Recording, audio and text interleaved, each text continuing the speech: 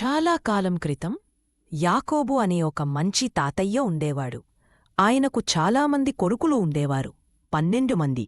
కాని ఆయనకు యోసేపు అనే ఒక చిన్న కొడుకు అంటే చాలా చాలా ఇష్టం. ఎందుకో తెలుసా? యోసేపు చాలా మంచివాడు, తెలివైనవాడు. ఒకరోజు యాకోబు తన ముద్దుల కొడుకు యోసేపు కోసం ఒక అందమైన చొక్కా కుట్టించాడు.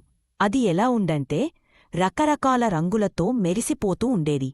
ఎరుపు, నీలం, పసుపు, ఆకుపచ్చ, పన్ని రంగులు ఆ చొక్కాలో ఉండేవి. అంత అందమైన చొక్కాని యాకోబు తన మిగతా కొడుకులకు ఎవరికి కుట్టించలేదు. అన్నయ్యలందరికీ యోసేపు అంటే కొంచెం కోపం వచ్చింది. ఎందుకంటే నన్న యోసేపును ఎక్కువగా ప్రేమిస్తున్నాని వాళ్లు అనుకునేవారు. ఆ రంగుల చొక్కా వేసుకుని యోసేపు కనిపిస్తే చాలు వాళ్లకు చిరాకు వచ్చేది. ఒకసారి యోసేపుకు ఒక కల వచ్చింది.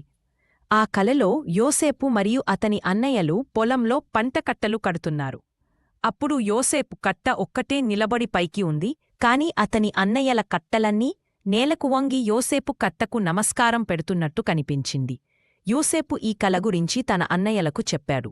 అది విన్నవాళ్లు మరింత కోపం తెచ్చుకున్నారు. అంటే నువ్వు మమ్మల్ని పరిపాలిస్తావని నీ కల అర్థమా అని అడిగారు. మరోసారి యోసేపుకు ఇంకో కల వచ్చింది. ఈసారి కలలో సూర్యుడు, చంద్రుడు మరియు 11 నక్షత్రాలు యోసేపుకు వంగి నమస్కారం చేస్తున్నట్టు కనిపించింది. ఈ కల గురించి యోసేపు తన నాన్న యాకోబుకు మరియు తన అన్నయ్యలకు కూడా చెప్పాడు. అది విన్న యాకోబు కొంచెం కోపడ్డాడు. ఏమిటి నీ కల్? నేను మీ అమ్మ మరియు నీ అన్నయ్యలందరూ నీకు నమస్కారం పెట్టాలా అని అడిగాడు. కాని లోపల మాత్రం ఆ కల గురించి ఆలోచిస్తూనే ఉన్నాడు. కొంతకాలం తర్వాత యాకోబు తన కొడుకులను గొర్రెలు మేపుకురమ్మని దూరంగా ఉన్న పొలాలకు పంపించాడు. యోసేపు ఇంట్లో ఉన్నాడు. అప్పుడు యాకోబు యోసేపును పిలిచి, వెళ్ళి నీ అన్నయ్యలు ఎలా ఉన్నారో చూసిరా నాయనా, వాళ్లకు కొంచెం ఆహారం కూడా తీసుకువెళ్ళు అని చెప్పాడు. యోసేపు తన నాన్న మాట విని ఆహారం తీసుకుని తన అన్నయ్యల కోసం బయలుదేరాడు. దూరం నుండి యోసేపు వస్తుండగా అతని అన్నయ్యలు చూశారు. వాళ్లకు మరింత కోపం వచ్చింది. ఇదివో వస్తున్నాడు, మన కలల దొర, రండి వాడిని చంపేద్దాం అని ఒకరితో ఒకరు మాట్లాడుకున్నారు. కాని రూవేను అనే ఒక అన్నయ్య మాత్రం వాళ్లను ఆపాడు. వద్దు, వాడిని చంపవద్దు, మనం వాడిని ఒక గుంటలో పడేద్దాం అని చెప్పాడు. రూవేను ఎలాగైనా యోసేపును కాపాడి ఇంటికి తిరిగి పంపాలని అనుకున్నాడు.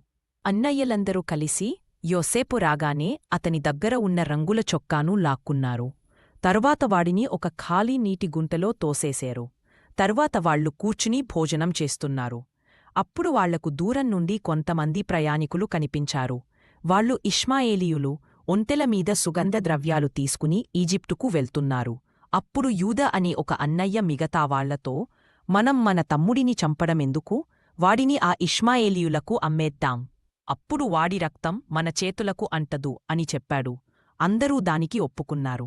వాళ్లు యోసేపును ఆ గుంటలో నుండి బయటకు తీసి 20 వెండి నాణేలకు ఆ ఇష్మాయేలీయులకు అమ్మేశారు. ఆ ప్రయాణికులు యోసేపును ఈజిప్టుకు తీసుకుపోయారు. ఇంతలో అన్నయ్యలు ఒక మేకను చంపి దాని రక్తాన్ని యోసేపు రంగుల చొక్కాకు పూశారు. తర్వాత ఆ చొక్కాను ఇంటికి తీసుకువెళ్లి తమ తండ్రి యాకోబుకు చూపించారు. ఇదిగో చూడు నాన్నా, మేము ఈ చొక్కాను పొలంలో కనుక్కున్నాం. ఇది నీ కొడుకుదేనా అని అడిగారు. ఆ రక్తం మరకలు చూసి యాకోబు చాలా బాధపడ్డాడు. తన ముద్దుల కొడుకును ఒక క్రూరమైన జంతువు చంపి ఉంటుందని అనుకుని చాలా రోజులు ఏడ్చాడు. అతని దుఃఖాన్ని ఎవరూ తగ్గించలేకపోయారు.